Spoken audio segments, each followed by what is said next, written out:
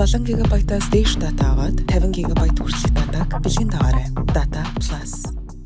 Галзуу кино сувагтан тавтай морил манайхан. За энэ удаад борон та нартан 2025 онд гарсан Pretty Crazy гэх энэ галзуу киног ярьж өгөхөр сонголоо. Comedy, mystery, romance төрлийн энэ галзуу солонгос кино та нарт маань таалагдана гэдэгт мөн бүрэн итгэлтэй байна. Гэснээс галзуу сериэс хүүхд маань жоохон тоогүй юм тохиолдоод байна. Юу гэхээр та нар маань постноос харсан баг. Bloodhound Season 2-ын тайлбарууд маань copyright буюу зохиогч эрхийн дайралтад ортоод блоклогдсон байгаа. Яг та нартай гоё кайф мэдрүүлэх гэж бодоод хэдэн боронууд нь жоохон тулааныг нь урт оруулсан юм аа. Тэгсэн буруутсан байна. За тэгээд аль болох хурдан засаад дахиад бүгдийг нэгтгэж угаад оруулна. За ёо тэгэхээр та нар маань жоохон хүлээгээрэй. Тэгээд жоохон тийм л юм боллоо. Тэгээд мөн борон жоохон сэтгэлээр үнсээ явж байгаа та нар маань хэрвээ хүсэх юм бол мөн борогийнхоо сэтгэл санааг жоохон өргөх комент үлдээгээрэй. Тэгээд энэ галзуу киног хэдүүлээ одоо сонирхоод үзэцгээе. Мөн борон энэ галзуу киног Unitel-тэй хамтран хүргэж байна. Unitel-ийн хэрэглэгчид маань 7 GB хүнээс дээш дата багц эдэвхжүүлээд 5-аас 50 GB хүртэл дата бэлгэнд авах боломжтой байна. Жишээ нь 7 GB дата авах юм бол 5 GB, 22 GB дата авал 20 GB дата бэлгэнд авах нэ. Unitel болон Toki app гэд дурын дижитал сувгаасаа датагаа аваад бэлгээ авах юм байна шүү манайхан. Анарын урамшууллын хугацаа нь 2026 оны 4 сарын 21 хүртэл юм байна шүү. Та нар маань тэгээд саба дараагүй бол саба адаарсан бол лайк дарахтал тэгэл болоо явчих юм шүү. Ингээд энэ галзуу киног борон яриад өгье.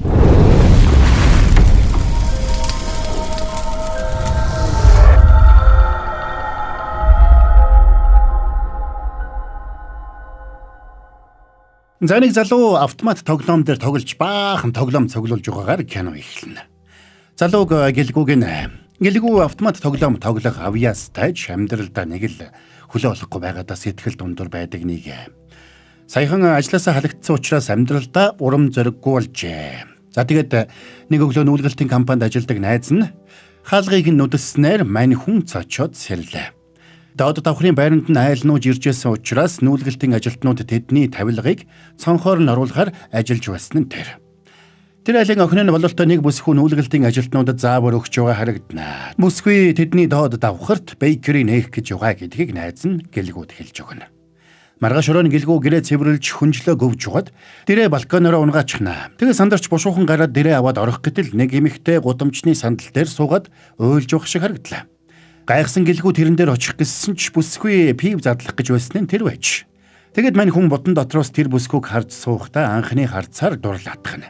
За тэгээд гэлгүү найзтайгаа оройжин наргиж яваад нэлээд халтсан гэрийнхээ лифтэн суугаад явж итэл гэнэт доод давхарт нь лифтэн зогсдол доод давхрынх нь нөгөө эмэгтэй ороод ирлээ. Эмэгтэй өмнө нь харагдсанаас шалгуур нэлээд дүрмгий болсон байна. Тэгээд шуудлаа. Чи хин бэ? Гэл манай гэлгүүрөө дайрсан сандарсан гэлгүүч өөрийгөө хамгаалахаар краштайгаа ноцолдно. Өглөө нь гэлгүү сэрээд өрчин болсон явдлыг бодит байсан уу, зүуд байсан уу гэдгийг сайн санддаггүй. За тэгээд хайсан байдалтай хаалгаараа шагаасан ч коридорт нь хинч байсангүй. Тэгээд ирчээрээ гараад тэрний нээсэн бейкери дээр очио зогсч байтал дүүн бололтой охин ирээд тэрнийг ураад орууллаа. Тэгээд байрны оршин суугчдтай хөнгөлөлтөө үнээр үйлчилнэ гэдгээ хэлж гэлгүүгийн гэрийн хаягийг асуулаа. 123 дугаар байрны 1401 тоод гинэ. Тэгвэл та чи манай дээд айлын хүн байж тээ. Сонжи ихчээ. Манай дээд давхрын хурш ирсэн байна. Ихчээ, гараад ирээрээ. Ихчээ, наашир. Яасан бэ? Танилцаарай. Энэ манай дээд давхрын хурш юм байна.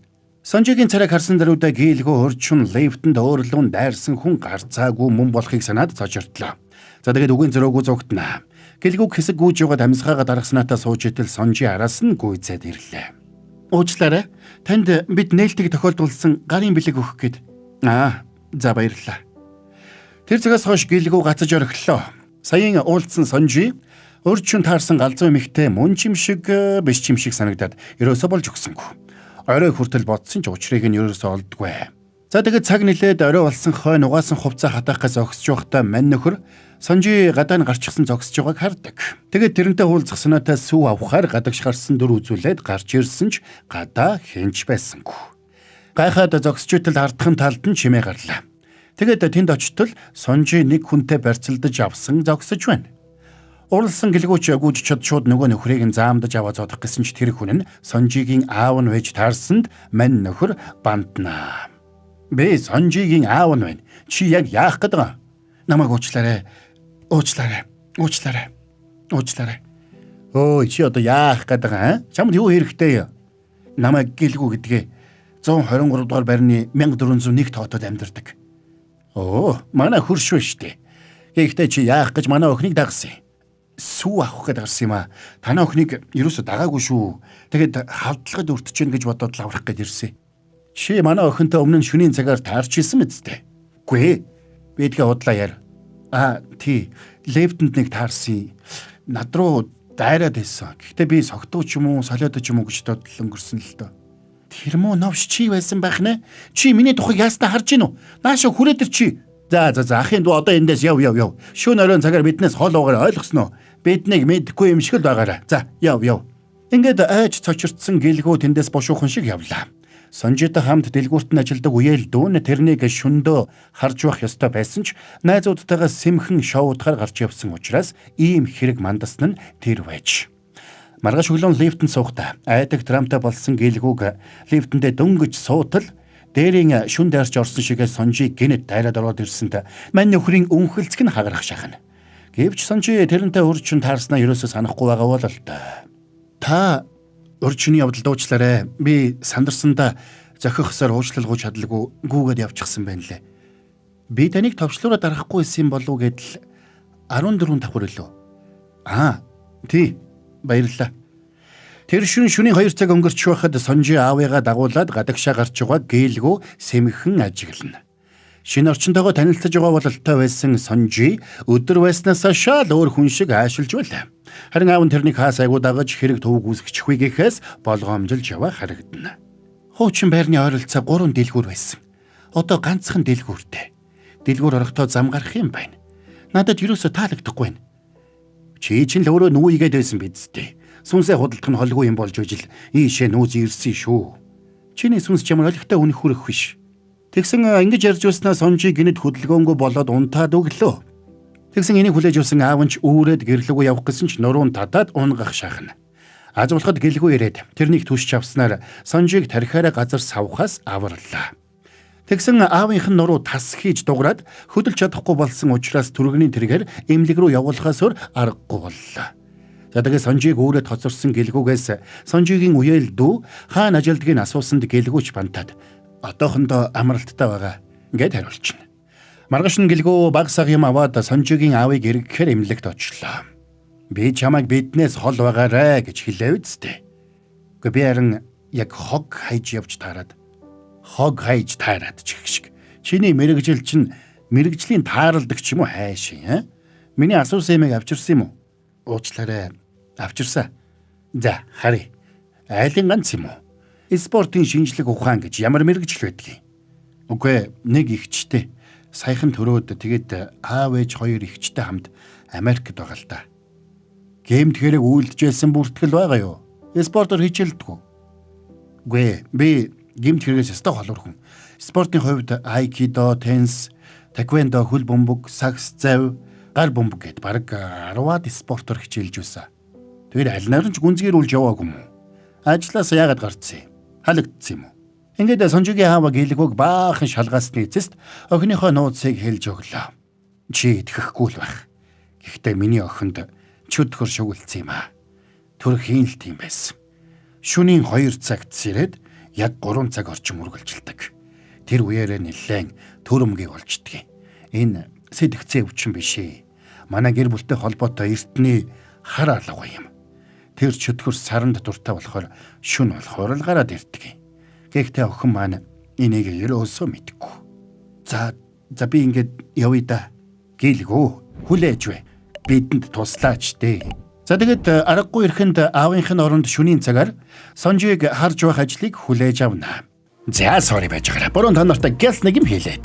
Тэгэхээр Unitel-ийн хэрэглэгчид маань 7 ГБ түүнээс дээш дата багц идэвхжүүлээд 5-аас 50 ГБ хүртэлх дата бэлгэнд авах боломжтой байна. Жишээ нь 7 ГБ дата авах юм бол 5 ГБ, 22 ГБ дата авал 20 ГБ дата бэлгэнд авах нэ. Unitel болон Tokyo App гэд дурын дижитал сувгаас та нар маань датагаа аваад бэлгээ аваарай. Урамшууллын дуусах хугацаа нь 2026 оны 4 сарын 20 юм байна. Тэгээд та нар маань урамшуулалтаа датагаа аваад блогийнхаа тайлбарыг тухтай үзэцгэн үзье. За анхаарлаа хандуулсанд баярлалаа. Тайлбараа үргэлжлүүлцгээе. Тэр шөнөнд чөтгөрт эзэмдүүлсэн сонжийг уламжлал ёсороо гадаагаараа зогсоход нь гэлгүүч тэрнийг хайсан байдалтай дагаад гарна. Хөөе, би чамд нэг муу чөтгөр шиг харагдаад байна уу, аа? Үгүй ээ.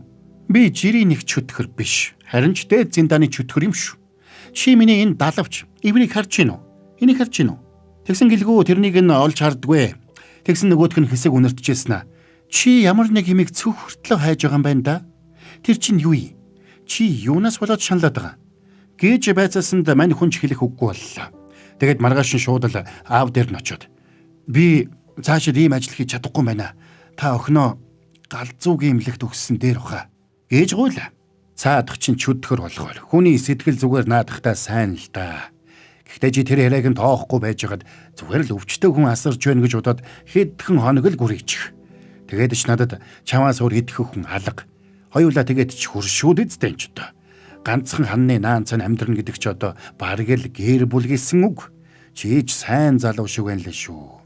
За ингээд аргагүй байдалд орсон мань нөхөр маргааш өглөө аавынхын зөвлснөөр Сонжигийн ажилуулдаг бейкерид очиод ажилд орсонд Сонжигийн үеэл дүүн тэрнийг дагалдуулж эхэллээ. Энэ үед Сонжи чөтгөрт эзэмдүүлсэн үедээ хийсэн зүйлсээ ерөөсөө сандгүй. Харин чөтгөр Сонжигийн өдөр хийсэн бүхнийг санаж байдаг болохыг мань хүн олж мэдлээ. Бид нар өмнө нь ерөөсөө гадны хүн хөлсөлж байгаагүй болохоор зарим нэг тал дээр туршлахгүй байгаа шүү. Гэхдээ тэр шин чамтай таарсан даруйдал би сэтгсэн л дээ. Миний энэ ухааныг үү? За тэгээд амжилт хүсье. Би амралтаа авлаа. Баяртай. Тэгсэн үнэхээр чөтгөр өдөр болсон бүхнийг санаж байлаа. Тэр гилгүүг ажилд орохдоо юу гэж хэлж байсныг нь сануулад дооглож тохуурхж байна. Намайг гилгүү гэдэг. Би хичээж ажиллах болно ч гэх шиг. Би хизээд гэж хэлсэн. Битээ мэдэн бодлоод байгаараа. Би бүгдийг харсан шүү. Ерөөсөө энэ зүгээр YouTube prank юм биш үү? Та нар энд тэнд камер нууцсан юм шүү. Тэгсэн гэлгүүг айд сандрах тусам чөтгөр тэрнэр улам илүү тоглоом тавхуу хийнэ. Тэгээд бүр сүлдээ. Чи Сонжид сайн юм чин гараас нь барьж үзэх үү? Цаадах чинь ундж байгаа юу ч мэдэхгүй. Амжуулаад хүрээд үзэлтэй. Гэд хөөсөнд айсан гэлгүүч тэрнээс зугтнаа. Тэгээд тэр бол чөтгөр гэдгийг бид хямартаарай. Тэрний өрхөнд орох юм бол тэр бүрэл хүчтэй болно шүү. Гэж сануулсан Сонжигийн аавын үгийг санана. Бодоод байсан чинь би танд сайн юм шиг байна. Та надад үнэхээр таалагддаг. Битгий худлаа яриад бай. Би энэ арганд чинь орохгүй шүү. За яах вэ? Гэхдээ чи орох л болно. За тэгээд чөтгөр амттай юм олж идэхээр дэлгүүрлэг гүйсэнд гэлгүүч тэрнийг дагаад дэлгүүрт очлоо. Тэгснээ худалдагч залууг толгой төрөөгөө загнасан ч цаадах нь бөөр гөлийдсэн байсан учраас яриаг нь төдийлөн ойлгодог. Тэгээд дэлгүүрийн үүдэнд амттнаа идэж эхэлсэнд гэлгүү тэрнээс Сонжигийн биеинд яагаад шүглсэн болохыг асуулаа. Тэгээд олон зуун жилийн өмнө Сонжигийн өвөг дээдэс чөтгөрийг их хилэгнүүлсэн учраас ийм зүйл болсон гэдгийг олж мэднэ. Хэрвээ чи надад аятайхан хандахгүй бол би Сонжид яаж хандахыг чи төсөөлж чадахгүй шүү. Тэгээд чөтгөр тэр хавийг сүйтгэж байснаа нэлээд том шавж аваад идэх гэсэнд гэлгүүч тэрнээс гуйж байж байлуулна. Маргааш өглөө харин Сонжоо юу ч болоогүй юм шиг ажиллаа хийж байсанд гэлгүү нэг л үнэмшиж өгдөг бай. Тэгээд гэлгүүд яаж ажиллах ёстойг нь зааж өгчхөд хичээлдээ яваад өгсөнд мань хүн гайхсаар хоцорно. Тэр шөнө нь 2 цаг болоход гэлгүүч бэлтгэлээ хангаж коридортой гарч зогслоо. Тэгсэн удалгүй чөтгөрч буугаад ирнэ. Тэгээд гэлгүү шүнжин тэрнийг тоглуулж зугаад суулдаг. Тэгээд өдөр нь болоход бейкерид ажиллаж Сонжиг ширтээд харин шөнө нь чөтгөртэй зууралцсаар хид хонлоо. Тэрнийг нэлээд сайн ажиллаж байгааг Сонжигийн үеэл дүү бичлэг хийж Сонжигийн аав руу явуулдаг байлаа. Мань аавч сэтгэл хангалуун байлаа. Сонжиж өдрийн цагаар гэлгүүд бов талах хийхийг зааж өгнө.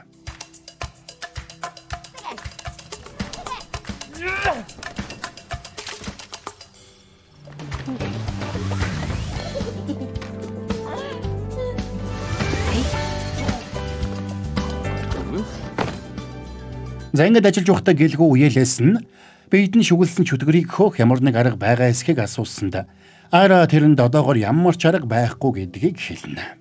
Чи тэрэнд жоохон хатуу хандахгүй бол чамайг бүр илэг бариад байна лээ шүү. Тэрнийг үе байранд нь тавьж байхгүй бол болохгүй. Цаадах чинь өөд идэм үү хаашийн. Мөрийг тавих их дуртай. Нэгүдээ би тэрнийг жижигхэн илбэр малалснаас хойш надтай мөрийг тавихалаа болцсон. Тэгэд гэлгүй тэр шин чөтгөрийг дагуулад автомат тоглоомын газарт очоод өөрийнхөө хамгийн сайн чаддаг тоглоомоор мөрийцгөр шийдлээ. Хоёулаа мөрийцээ. Хэрвээ би чиний сонгосон тоглоомыг 3 удаагийн оролдлогоор амжилттай авч чадвал чи сонжоогоос гар. Бити тэнийхтэй дээ. За тэгвэл ядаж чамайг яаж сонжоогоос гаргаж болох аргыг хэлж өг. Болж чинь. Хэрвээ чи чадахгүй бол би идэвхтэй байх цагаа 2 дахин уртсахын шүү. За тэгэд гэлгүү чөтгөрийн сонгосон тоглоомыг 3 дахь оролдлогоор гаргаж ирсэнд мань чөтгөр хэлэх үггүй боллоо. Маа энийг аваад чамайг сонжоогоос яаж гаргаж болохыг хэлж өг. Мөрийдсэн бол мөрийдсэн. Чам шиг царай муутай тоглоом байна. За яг хэлий. Миний нэрийг хэлээд намайг сонжигийн биеэс гарахыг 3 удаа тушаах юм бол би гарна. Тэгвэл нэрийг чинь яаж мэдэх болж чинь? Чамайг хэн гэдгийг. Чамд нэрээ хэлчихээд юу бодож суух вэ? За энэс хойш гэлгүү завл гаруул чөтгөрийн нэрийг хайх боллоо. Нэг өдөр гэлгүү сонжийг дагаад нэг цайны газарт нарийн бав хүргэж өгчхөд гарах гэж байхдаа нэг залуутай мөргөлдлөө. Гэтэл тэр залуу сонжийг харсан даруйдаа гайхаж тэрний гарнаас барьж авах гэж оролдсон ч гэлгүү ирээд тэрнээс уучлал гуйж гарыг нь барьж авдаг. Гэтэл нөгөө залуу гараа суух татаж авчгаад ууртаа нараггүй яваад өгнө. Дараа нь сонжийг гэлгүүтэй хүүтэн юм ууд суухта сүүлийн хэдэн шүн дандаа нэг зүүдэлдэг болсон гэдгээ. Тэр зүүдэнд ганцаараа тинээд байгаа юм шиг мөртлөө хэн нэгэн хамт яваад хамгаалаад байгаа юм шиг санагдаад байсан гэдгийг ярьсанд гэлгүү энэнд нь битүүхэндээ баярлана. Чамайг нэг агуу хүч хамгаалаад байгаа юм болов? Агуу хүч биш ээ. Нэг нохой шиг чим шиг золбин нохой салахгүй дагаад байдаг та. Тийм чим шиг. За тэгсэн мань нөхрийн урам нь хугарна. Тэр шин гэлгүү чөтгөрийг дагаад явж байтал хажууханд нь нэг хүн гүүрэн дээрээс үсрэх гээд цагдаа нар оччихсан бөө юм болж байгаатай таардаг. Та битгий үсрээч тээ. Чи ярилццгаая л та. Үгүй. Та нар намайг ойлгохгүй. Би үсрэнэ. Энэ үед сонжи тийшээ гүйж утсанд тэр залуу өөрийг нь болиулах гэж байна гэж бодоод сэтгэл нь хөдөллөө. Хөөе, чи зөрөгтэй бай. Шууд үсэр. Чи чаднаа. Битгий. Хөөе, хулчгараа үсрээч. Битгий үсрээрээ. Амархан, үсэр. 1 секундын дотор л бүх юм дуусна. Би чамд харуулъя. За тэгээд чөтгөрийг ус руу үсрээд орсонд сандарсан гэлгүү жараас нь үсрээд орлоо. Тэгээд нөгөө хүнийг аврах гэж ирсэн аврах багийнхан гэлгүүг аварч гаргасан бол чөтгөр харин хам мөрөнд юу ч болоогүй юм шиг загас шиг л сэлж байгаа харагдана. Гэтэл энэ бүх үүмэнийг харж байсан нөгөө залуу үсрэхэ болоод тэндээс яваад өгдөг. Гэтэл маргааш энэ тухай мэдээ сөөвл даяар таарлаа. Би амьдралдаа анх удаа тийм юм харсан. Ширүүн урсгалтай хам мөрөнд загас шиг сэлж байгаа эмэгтэйг хараад Солонгосын усын спортын ирээдүй гэрэлтэй байна даа л гэж бодсон. Энийг үзсэн мань аавч гэлгүүг заамдаж авлаа. Учир нь үнэхээр сонжи ахлах анги хүртлээ усанд сэлэлтээр хичээлдэг байж. Багш нар нь тэрнийг ирээдүйн олимпийн медальтан болно гэж үздэг байсан байна гэвч энэ чөтгөрөөс болоод аав нь охиноо спортоос нь холдуулахаас өөр аргагүй болсон байж. За энэ үеэр сонжи бэкери дээрээ ирсэнд нөгөө хоёрч бандсандаа гэлгүүг заамдаж байснаа шууд тэврээд авлаа. Сонжи Францад нарийн бовны чиглэлээр суралцах мөрөөдөлтэйгээр өдөр бүр хичээлээ шаргуу хийдэг болохыг гэлгүү тэр өдөр олж мэддэг. Тэгээд тэр шүн гэлгүүг гэрийнх нь гадаа хүлээж байтал чөтгөр биш сонжуу гарч ирээд тэрнийг хараад гайхлаа. Гэлгүүч гайхаад тэр хоёр хамтдаа хэсэг гадуур алхацгаана. Тэгсэн сонжигийн нойр нь хулжаад тэр шин унтаагүй учраас дотор нь байсан өнөөх чөтгөр сэрээгүй ажилтээ. Ягаад нойр нь хулцсан бэ гэхээр тэр өдөр сонжигийн ээжийнх нь өөд болсон өдөр байлаа. Ээж нь сонжиг 8 настай байхад нь өөд болж илдээ. За тэгэд гэлгүү тэрнээс гэрлүүгээ буцах уу гэсэнд сонжи нэгэнт гадаа гарсан юм чинь кино үзье гэж хэлд юм байна. Тэгээд тэр хоёрыг кино үзчээтэл сонжи гараа гэлгүүгийн гаран дээр тавьсанд мань хүний зүрх нь хагарах шахдаг. За тэгээд мань хүн хариуд нь гараас нь атгах тэр мөчөд сонжи доогтой наргагүй инээж эхэллээ. Гэтэл тэр нь сонжи биш харин сонжигийн дүрд тоглосон чөтгөр байж таарсанд гэлгүү цочиж өгөхөө шахлаа. Гэтэл өнгөрсөн бүх хугацаанд чөтгөр гэлгүүгээр тоглож байсан болж таардаг. Чи сонжигоос гарч л да. Нэрийг чинь хэлэхгүйгээр чамаа гаргах өөр арга байхгүй мүү? Чамааг шүн ингээд яваад ахаар чинь сонжи өдөртөө ядраад хизээч гадагшаа сургуульд явж чадахгүй штэ. За яах вэ? Хэрвээ чи намайг зугаатай байлгаж чадах юм бол би идэвхтэй байх цагаа багасгаж болох юм. Тэгээд юмыг хийж мэдэх үү? Би нэг өдөр яваад өгөх чинь билүү? Тэгсэн чөтгөр далайн эргийн зураг хараад сонирхож байгааг гэлгүй анзаарлаа. Чи далаа явмаар байгаа мó? Хоёулаа явж болно штэ. Гэхдээ шөнөөр юу ч харагдахгүй л дээ. Тэгвэл өдрөөр л явцгаая. Ингээд гэлгүй маргааш тэрнийг дагуулад далайн эрэхт очлоо. Тэгсэн далайн эрэхт очсон Сонжигийн нүднээс өөрийн ирэхгүй нулимс урссанд Сонжи гэлгүй хоёр хоёулаа гайхацгаана. Ингээд гэлгүй Сонжигийн зургийг авч өгөөд тэр хоёр далайн эрэг дээр элдвээ ярилцаад хэсэг сууцгаана. Сонжиг шөнө чөтгөрийн идэх гэж дурлаад байдаг амттныг аваад ирсэн байсанд гэлгүй жоохон эвгүүцлээ. Гэтэл ярианыхаа дундуур Сонжи тэрнтэй өмнө нь кино үзэж байсан юм шиг санагдаад байгааг хэлсэнд мань хүн гайхдаг. Тэгээд тэр шин гэлгүй чөтгөрөөс далаа явуулсныхаа хариуд хэдэн цаг хасуулахыг асуулаа. 1 цаг уу? 2 цаг уу? 5 минут хас юм. Би их өгөөмөр хандлаа шүү. Надад тэнд байх таалагдаагүй. Чамд л сайхан байсан байх. Арайч дээ, би далаа орох гэж 4 цаг явсан шүү дээ. Ядаж 1 цаг хасчаач дээ. Яагаад бүгд намайг зайлуулахыг ингэтлээ хүсээд байдгийг. За яах вэ? Би чамд өөрийгөө хэн болохыг харуулад өгье л дөө. Тэгээ чөтгөр газраас зүлэг тастаж амандаа хийснээ уралсандаа гүйсэнд гэлгүүж араас нь гүйлээ. Тэгсэн энэ үед өмнө нь таарч байсан хүн машинтайгаа ирээд тэрнийг дайрах шахаад явдаг. Гэтэл чөтгөр гүйж байснаа хөндлөн уйсан олс хараад гинэт зогсчлоо.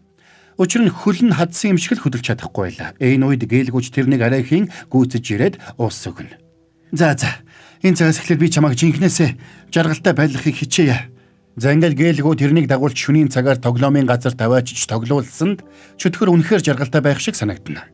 За ингээд өсөрч байхдаа тэр Сонжиг хүүхэд байхдаа аав ээжтэйгээ өсрөө тоглож байсныг санаж баг зэрэг аим орсон ч хөөрсөн гэлгүү хурж ирээд мөргөөд тэрнийг уурлуулж орхино. За тэгээ тэр хоёр шүнжин тоглоомын газарт тоглоод хөгжилд зөхөөлөө. Харин маргааш нь тэрнийг цэцэрлэгт хүрээлэнд авчираад цэцэгнүүдтэй хамт зургийг дарж өгсөнд чөтгөрч цаагаараа таатаа байна. Зураг авлаа шүү. Инээмсэглээрээ. Ой чи чөтгөрийг инээмсэглэ гэж хэлдэг яасан том зүрхтэй хүн бэ? Би таныг дээд зэрэглэлийн чөтгөр болохоор юу хүснэ хийж чаддгийн байх л гэж бодоод. Тэр ч тийм л дээ. За тэгээ чөтгөр янз бүрийн позоор ядартлаа зураг авахулна. Хөөрхөн гарсан багаз. Миний жинхэнэ төрх биш юм чинь яаж хөөрхөн байдгийг. Миний жинхэнэ төрх энээс хэдэн 100 дахин үдсэглэнтэй. Чи намайг харах юм бол шууд сохорно. Би чамд зураг үзүүлээ. Харуулж гарцаагүй сохрох юм байна. Гэхдээ та ийм алдартай юм бол таны нэрийг бүгд л мэдэх ёстой доо. Даанч хинч мэдэхгүй байгаа нэг л хачи. Миний нэрийг бүгд мэднэ штэ. Миний овог Night, нэр Stream. Night Stream чи яг одоо Сожигийн биенээс гаргаж тушааж гин. За альвэ дахиад 2 удаа хэлдэ. Битгий давраад агараа. Ингээд хэд хоног хичээсний үр дүнд гэлгүү чөтгөрийн эдэвхтэй байх хугацааг 30 минутаар бууруулж чадсанд Сожигийн аав нь хагартлаа баярлдаг. Сайн байна. Сайн хөө.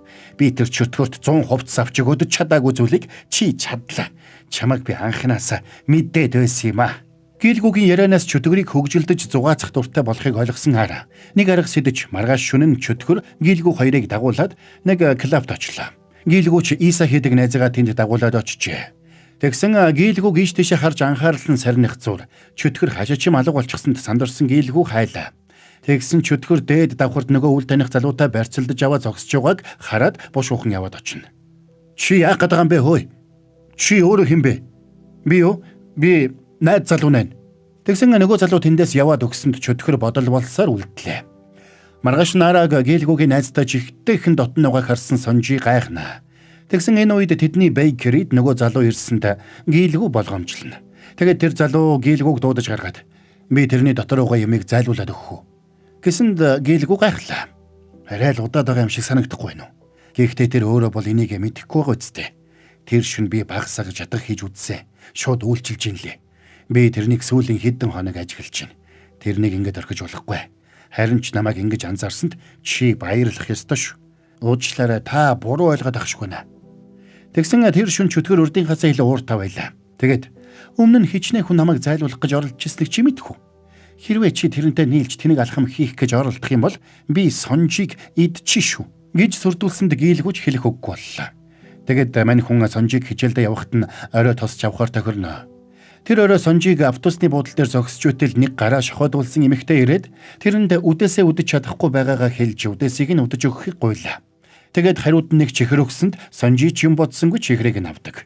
За тэгээд автобусанд явахдаа чихрийг нь амандаа хийтэл гэнэт нойр нь хүрээд унтаад өглөө. Харин нөгөө талд гэлгүү Сонжигийн аавтаа сөөж уугаад сууж байна.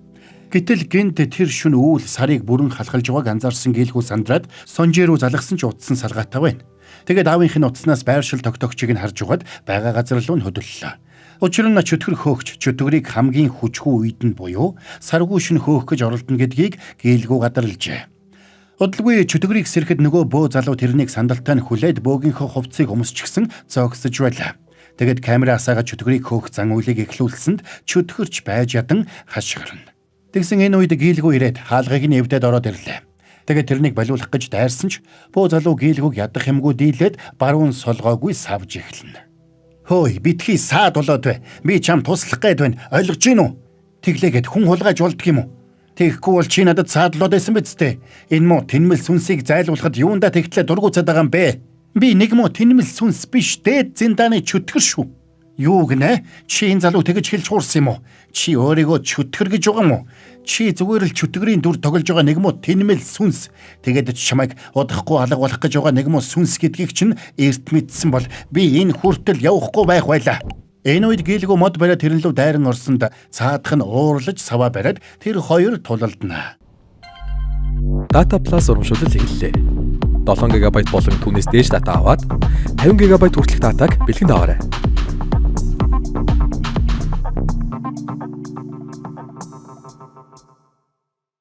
Энэ удаад багада кендогоор хичээлж байсан нь гэлгүүд тус болж эхэлдэг.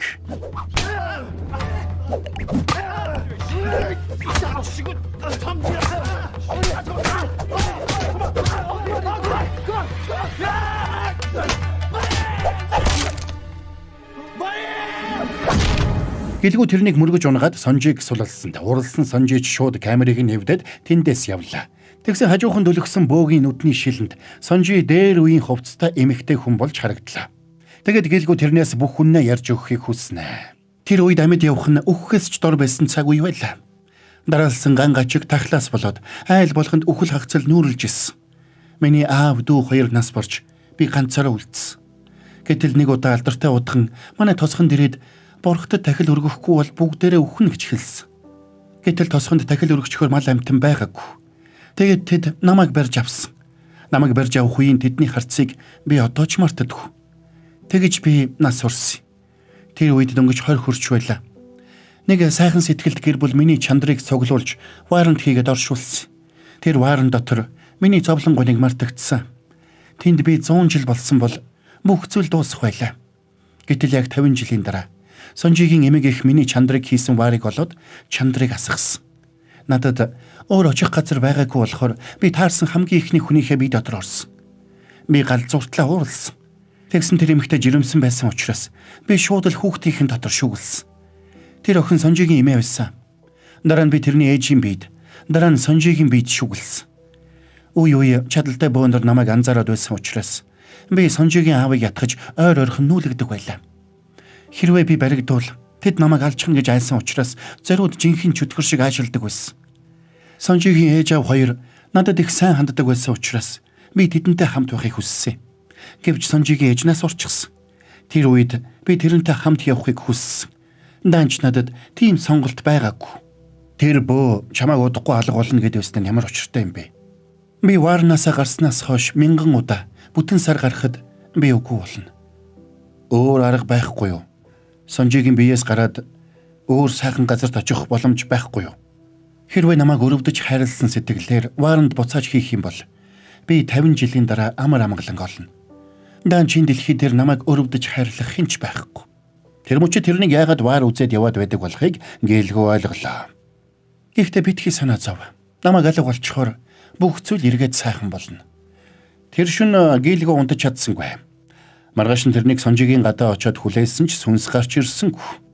Учир нь сүнс сарыг хараад гуниглаад суух болж. Тэр сар бүтэн болох үед сүнс үрд алга болох байлаа. Сүүлдээ Сонжигийн аав хүртэл санаан зовж эхэллээ.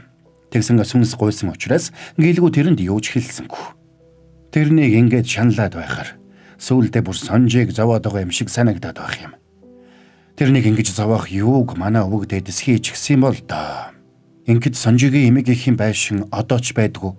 Тэгэд гэлгүү хамаг юм аваад тэр байшин байгаа газар руу буюу Жэж рүү хөдлөлөө. Тэгээд заалгасан хаягаараа яваад очтол тэнд нэг орхигдсон байшин байна. Гэлгүүч тэр байшин хавийг цэвэрлээд газар ухаж эхэлдэг. Харин нөгөө талд сар бүтэн болох дөхөх тусам сүнс улам дуумуутай болж байлаа. Гэлгүүч байшин хавийн газрыг хичээнгүйлэн угсан ч юу ч олсонгүй. Тэгээд урамгүйхэн сууж идэл байшингийн хажууд нэг бул чулуу байгаа харагдлаа. Гэлгүүч хичээж угаад тэр бул чулууг хөшиж байрнаас нь хөдлөгөөд доодох газрыг нь ухсанд доороос нь нэг ваар гараад ирдэг. Тэгэд хайжуулсан зүйлээ олсон мань хүн баярлж ваараа тэврээд гүйж байхдаа газар унаад хааглах шахнаа. За тэгэд яарч сандраад онгоцны буудлын руу явдаг. Тэр шин бүтэн сар гарах учраас сүнсч алга болохдоо бэлтэнэ. Харин тэрнийг алга болох гэж байгааг мэдээгүй аав нь ердийн нэг шүн гэж бодоод юу ч болоогүй юм шиг байлаа. Чи өнөөдрөөс эхлээд надтай хүндэтгэлийн үг ашиглалгүй чөлөөтэй ярьж болно. Нэрээ юу? Энэ олон жилийн дараа юу? Цаг хугацааж харавсан сам шиг байна шүү. Бэж залуу ирч хүчтэй байж тээ. Тэр мөчөд сүнс сонжиг хүүхэд байхад аавд нь өөрүүлж явдаг байсан. Бас олон жилийн турш шөнөөр хамт алхаснаа саналаа. Тэгээд тэсэлгүй сонжигийн аав руу явж очноо. Жансу, чи надад сайн хандаж ирсэн шүү. Ара та хоёр хоёулаа. Та хоёрт баярлж байгаа шүү. Гэлгүүгээс сураг байхгүй юу? Хил чимээгүй л байна. Хол явна гэсэн. Тэгсэн энэ үед сүнсний чандар байсан ваарыг тэрсэн гэлгүү ирээд сүнсийг хөдлөөд гуйлаа. Яагаад гүгүүд байгаа? Намайг хайдсан болоо гэж гайхсан уу? Би энийг аваад ирлээ. Чи энэ вааранд ороод дахиад 50 жил болохтол амар амгалан олон үсттэй. Дотор нь хуучин кимчи байсан. Би чадлаараа сайн цэвэрлсэн. Гэхдээ жоохон л үнэртэй байгаа. Хэрвээ чи ийшээ орчвол би 50 жил магадгүй тэрнээс ч удаан энэ ваарыг хамгаална. Яагаад? Миний төлөө яагаад ийм зүйл хийж байгаа? Намайг өрөвдөө юу? Гүй, би чамайг ингэж алга болоосай гэж хүсэхгүй байна. Чамайг бүхнийг мартаад сайхан газарт очиосай гэж хүсэж байна. Чи хатсан цэцэгсийг усалж, инээмсэглэх үедээ инээмсэглэлээ нууж, намайг ядрах үед унтсан дөр үзүүлдэг штэ. Ийм чөтгөр гэж юу байх втэ? Гүй ядаж үнэмшилтэй жүжиглэх хэрэгтэй юм шүү. Тийм болохоор би чамайг бүх зовлонгоо мартаад үрдийн амар амгалан голоосай гэж чин сэтгэлээсээ хүсэж байна. Чи их ганцаардсан мэдтэй. Маш их зовлон үдсэн мэдтэй. Тэгсэн сүнс сэтгэлдээ хурсан бүх зовлонгоо гаргаад уйллаа. Одоо бүх зүйл сайхан болно. Битгий уйлаа. Одоо надад нэрээ хэлж болно. Миний жинхэнэ нэр бол миний нэрийг Муньян гэдэг.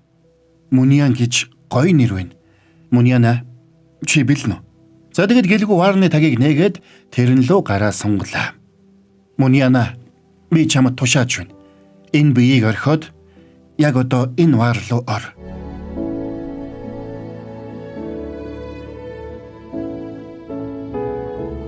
좋소.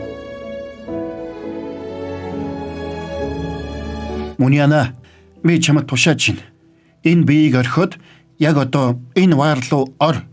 За тэгэд Муньян гэлгүүтэй хамт өнгөрүүлсэн дурсгалтай мөчүүдээ эргэж санаад өөрийн эрэхгүй гүйж ирээд тэрнийг тэрж аваад ойлно.